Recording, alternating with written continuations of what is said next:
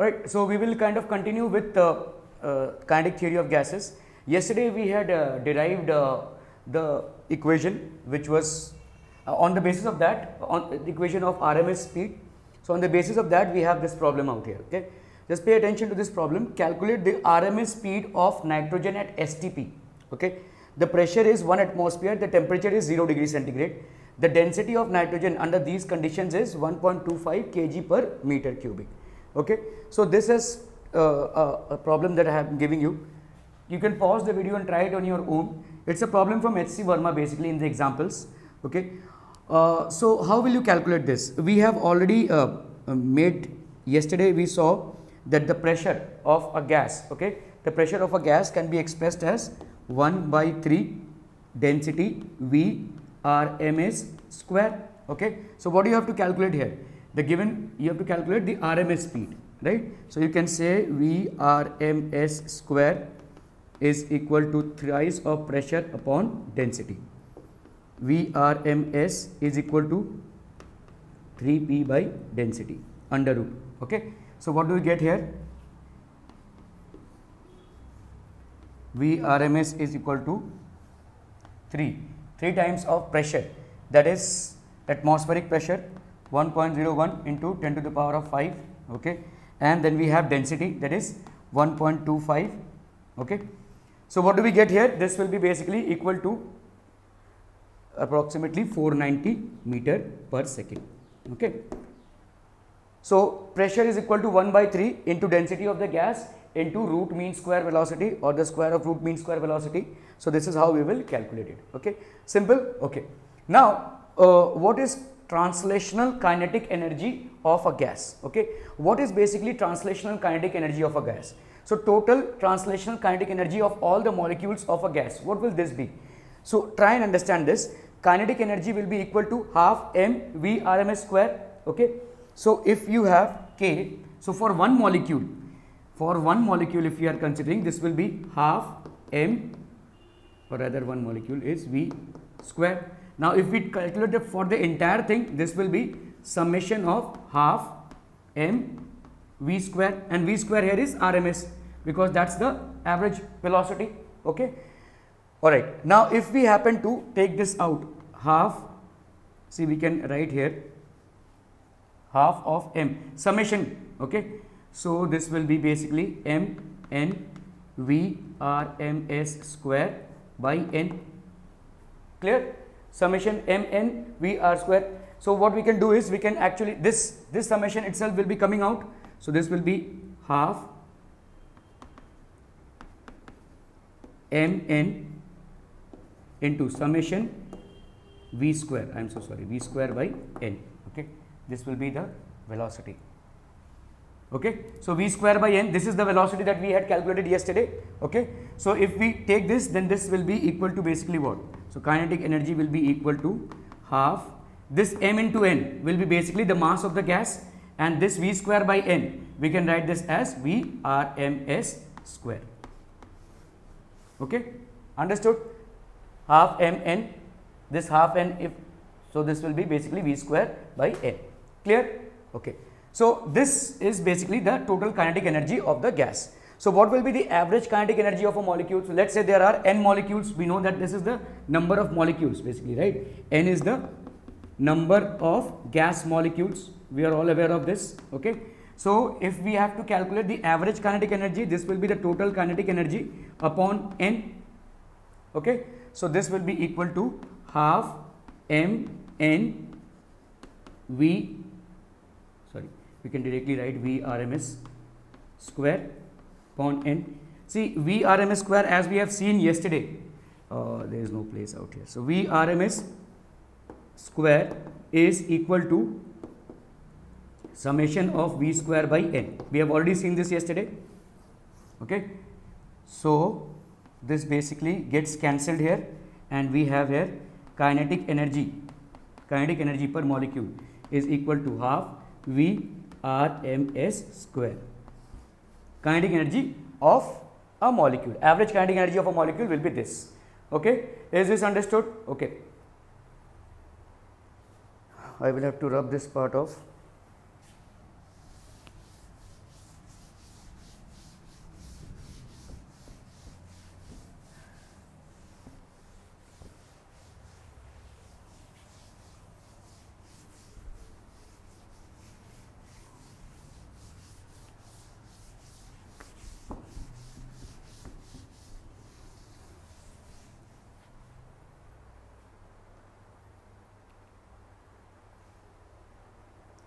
Okay, so for PV, basically, what do we have? Yesterday we had proved this, right?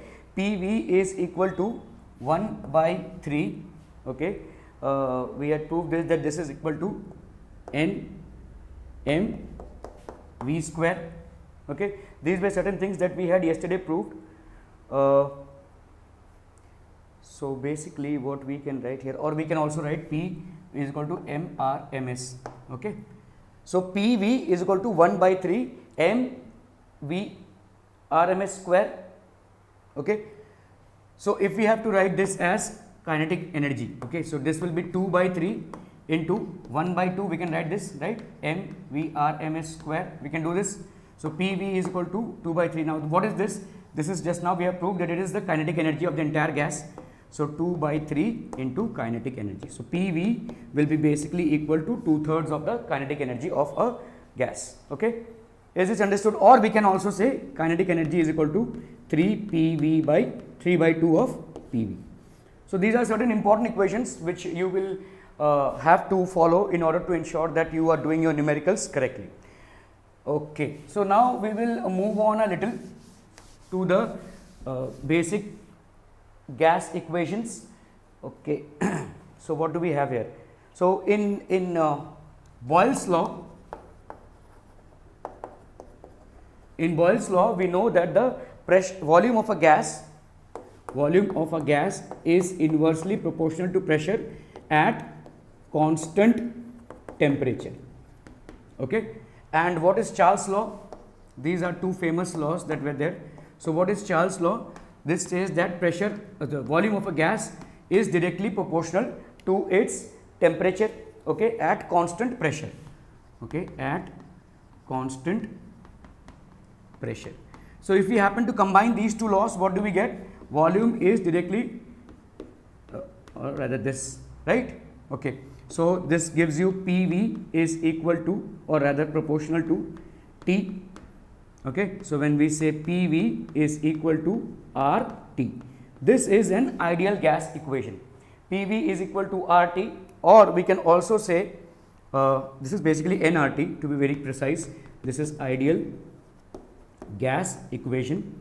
Okay, we can also frame this as, see, P1 V1. So basically PV by T, this PV by T will be a constant, and hence we can say P1 V1 by T1. So pressure of a gas and its volume at that temperature is equal to the pressure of the gas at a different temperature, different volume, and so on and so on. Okay, this will go on. So Pn Vn by Tn. Clear? So by combining these laws, we get the ideal gas equation. You can take a snapshot of the same.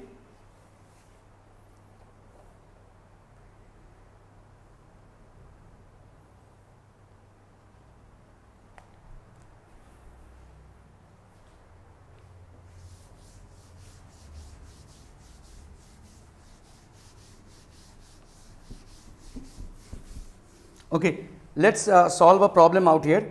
Here it has been given that these are basically, this is basically a stream.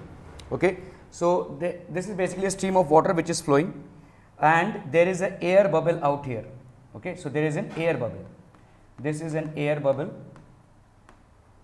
and the temperature at that downward surface is 12 degrees centigrade. Okay, and let's say this height basically is 40 meter. Okay, the atmospheric pressure we all know will be here. So the atmospheric pressure here is given as 1 atmospheres, that is 1.01 into 10 to the power of 5. Okay, so there is a certain volume of this gas, right? Say this is a gas bubble which has a volume of 1 centimeter cube. Okay, now this basically rises through the levels and it comes to the surface.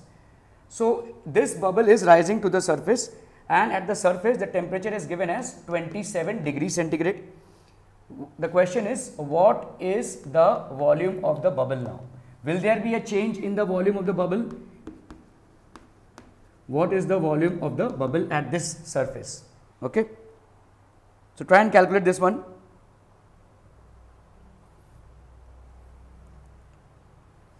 Okay, let's look at it. It's a very easy thing to do.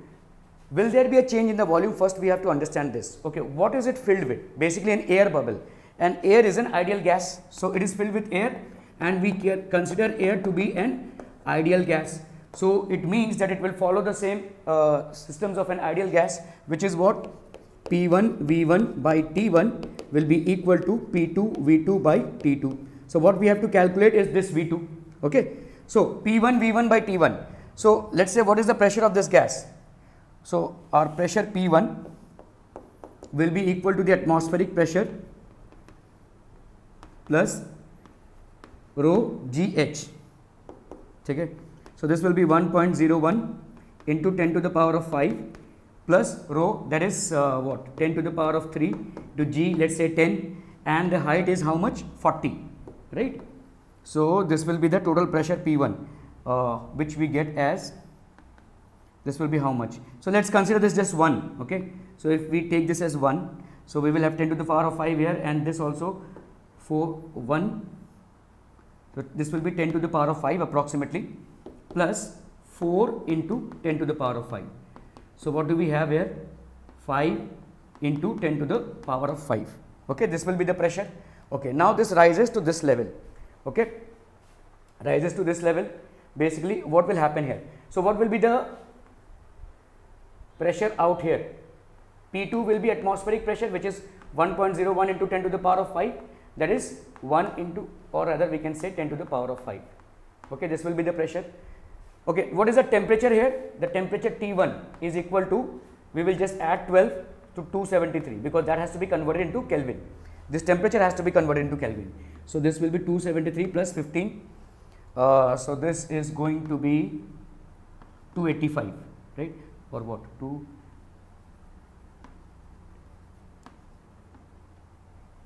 It's 12. I'm so sorry. 12.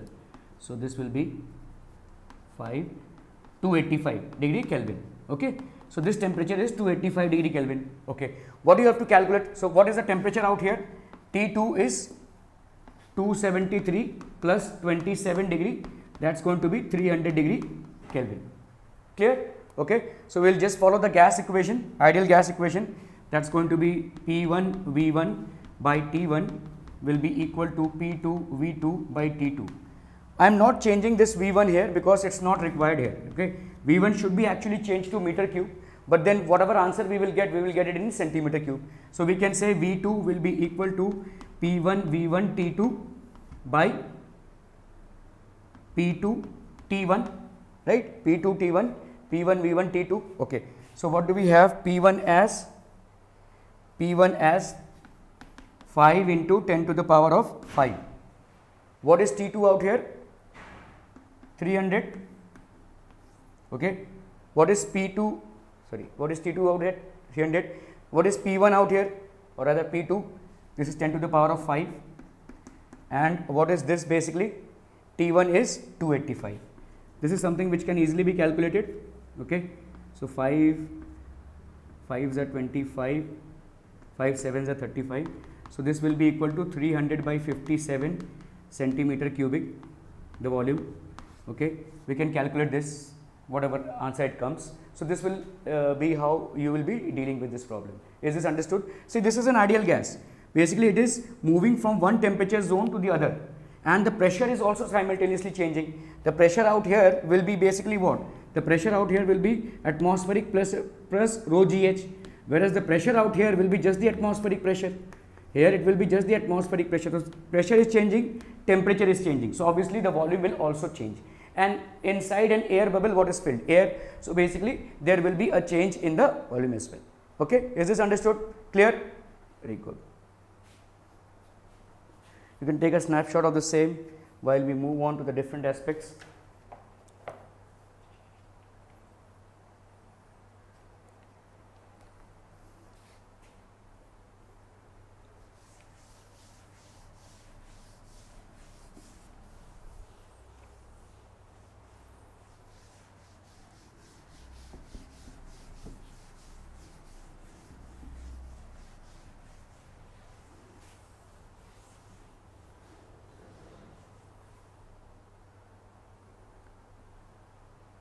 Okay, so what we have learned is volume is inversely proportional to pressure and volume is directly proportional to temperature. This was as per Charles and Boyd's law. We have another thing which came up as Avogadro's hypothesis. Okay, so Avogadro's hypothesis basically states what? Equal volumes of gases under same conditions of temperature and pressure contain equal number of molecules. So equal volumes of gases under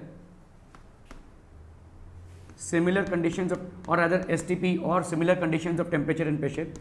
Here STP is not a requirement. Similar conditions of temperature, under similar conditions of temperature and pressure